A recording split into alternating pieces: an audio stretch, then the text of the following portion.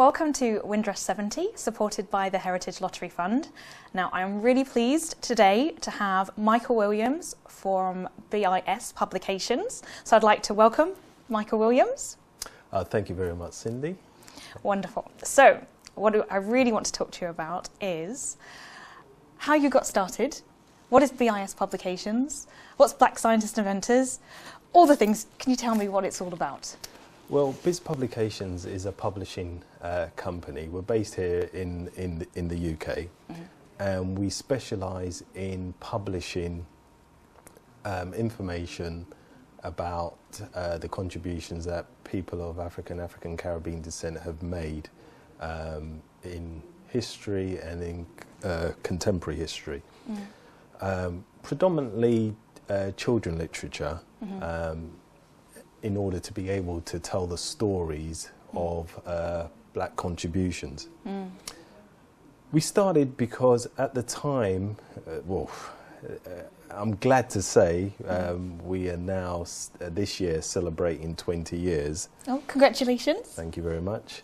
But again, 20 years ago, we looked around and I noticed there was a lack of information and books telling the stories, in particular for children. A lot of the material that was around in those days were mainly coming from America. Okay. And although very important and very good, generally they were telling the African American story.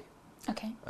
And because, of course, my parentage is from the Caribbean.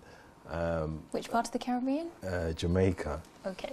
And I had noticed that there were, very few of those stories, and those of us who were born here and growing up, we didn't see that representation. So that we were missing those stories in the Caribbean, but also the stories of us here growing up in the UK. So you grew up in the UK? Yes. Okay. So what made you want to get into this? What's your background? Okay, my background is coming from science and engineering. Okay. And again, being schooled here from primary, secondary and tertiary education, I noticed that there was very little information, again, pertaining to our contributions. And because I focused, and that was my area and passion, science and engineering, I wanted to look at the contributions that people of African descent have made in those particular areas. Again, that information wasn't readily available, so I thought, why not research and start writing those stories myself and producing it and giving children that information that I didn't receive in schools and colleges.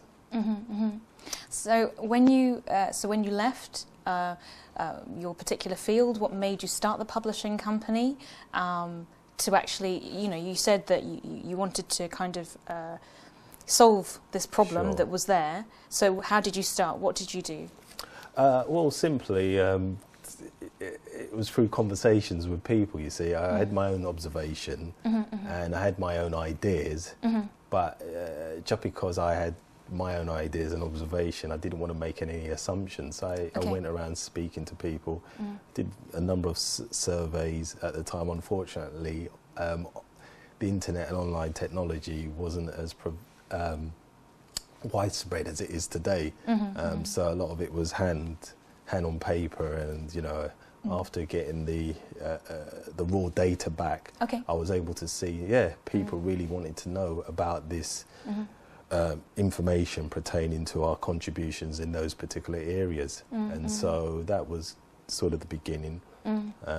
After I wrote the first book. What's the first book? What was the first book that you wrote?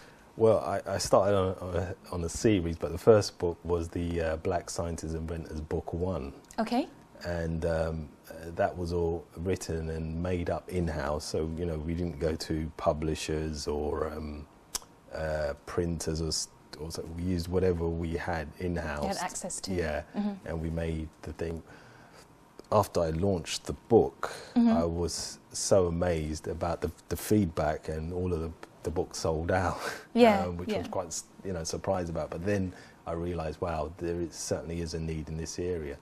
Needless to say, we are now on the book 7 Okay, of that congratulations. series, and many editions of the book 1. Okay. So the need obviously is still there.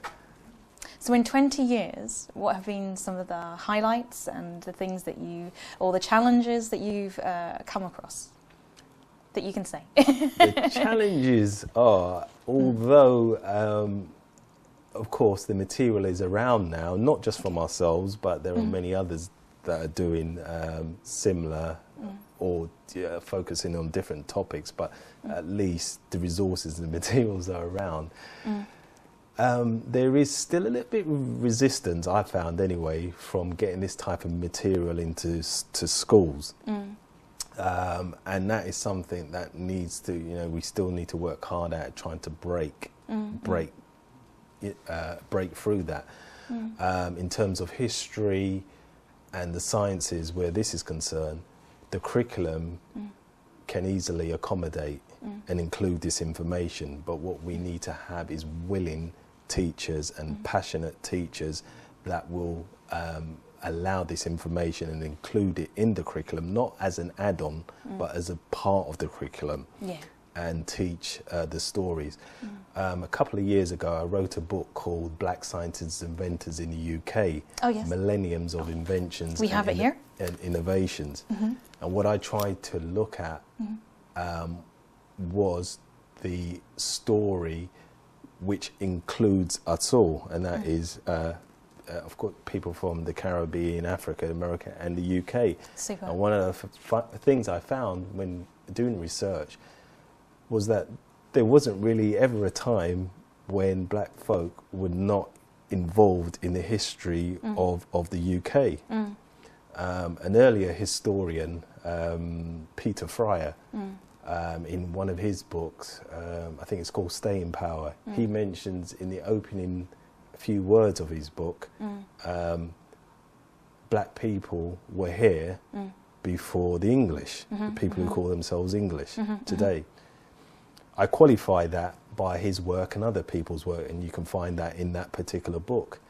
But also, as you look on that cover of the book, you will see a number of different symbols, including pictures, including one of a boat, which is, as we all know, the EM, Empire Windrush. Yes, yes. And again, that marks another generation of people coming from the Caribbean here in the UK.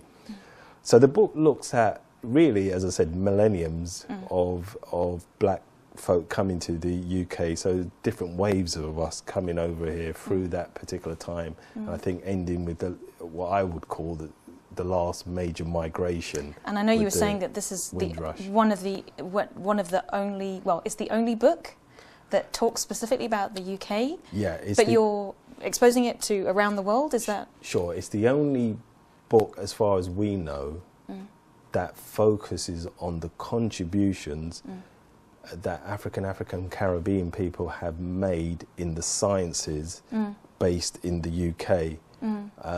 Again, a lot of the information on black science inventors generally highlights people from the Americas or North America in particular. But there hasn't been anyone that's focused on the contributions made by scientists and inventors in the UK, and so that's what we aimed to do in this particular title, and hopefully we did a job on that. So have you had, what kind of feedback have you received directly from parents who've read the book and things like that, and what has been their... It's been incredibly positive, very positive, not just from that book, but from the whole series. You asked me what was one of the highlights. One of the highlights was, of course, I've had young people come up to me now and say that this was the book my parents bought for me when I was about to pick my subjects at school, and some of them weren't particularly keen in science areas, but the book so inspired them to want to pick the sciences. Now I have people who have graduated from university and are now studying, being junior doctors, saying that this was the book that my mother or father bought for me as a child. So when you hear those types of stories, it makes you think, well, you know, I must be doing something right.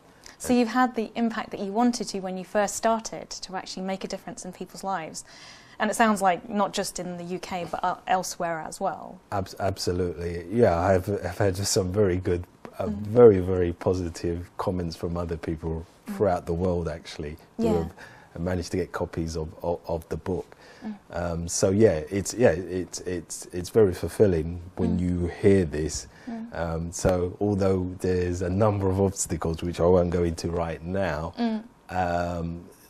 they are outweighed by these positive comments coming back from people. If it's making a difference in their life, and you hear, and you know, they come and tell you these stories, it does make you feel, you know, you're doing something good. So when you first started, so I just want to go back for a second. So when you first started, did you think that when you're going through all the different challenges and all the positive things, that, you know, you'd get those stories? Were you thinking about that? Were you? No, you're not, because you don't even think that you're going to be here 20 years down the road still writing those particular books. So that, that's not, I guess, on your. I mean, you know, you're doing it. The main reason you're doing it is because you do want to help people. Of course, you enjoy what you're doing. I enjoy researching, finding out about these particular people. If these people are still alive, getting to meet them and speak to them and put down their stories, because I find them fascinating myself. So that's good.